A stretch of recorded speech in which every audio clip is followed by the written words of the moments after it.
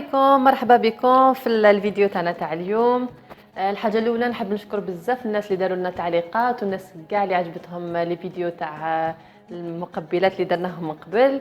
واذا حبيتوا نيمبورط كال اوتر اكله سوريه قولوا لي برك وانايا نطلبها ديريكتومون من احسن.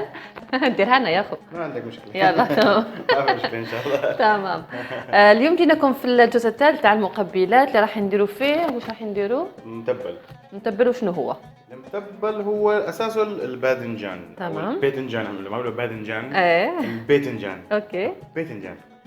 بيجي عندنا الباذنجان لازم يتساوى يا بالفرن، يعني يتحط بالفرن يتشوى صح؟ ينشوى بالفرن، يا اما بينشوى على الغاز او على الفحم، ما بتفرق. المهم الطريقه انه ينشوى بحيث انه يتقشر.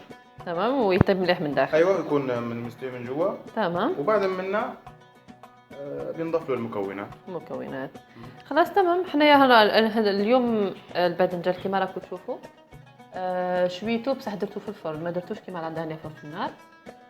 ما عرفتش هذه طريقه سهله وطريقه اخرى سهله كيما حبيتوا، كل واحد واش عنده الامكانيات. عندنا المكونات نقولهم ولا تقولهم انت؟ يلا نبدا انا من بعد تبدا حط يديك في لاغوسيت. تمام. عندنا القارص حطيت ليمونه واحده عصرتها، ما عرفتش اذا نكملوا الكميه كامل بصح هذه ليمونه واحده. عندي الملح، نظن بلي دوك يقول لي نستعملوا مقرفه صغيره مي انا حطيت كميه باش نشوفوا.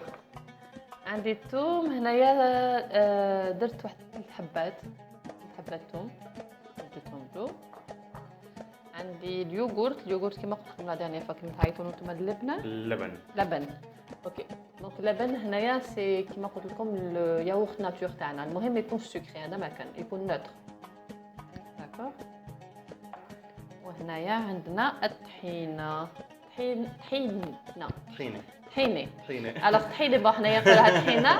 الطحينه هذه استعملتها انا، خدمتها في الدار اباز دو جلجلان. دونك اللي تحب ما تشريش وتحب ديرها في الدار معناها غير تبعث لي انا ندير لكم لا روسيت ديريكتومون. يلا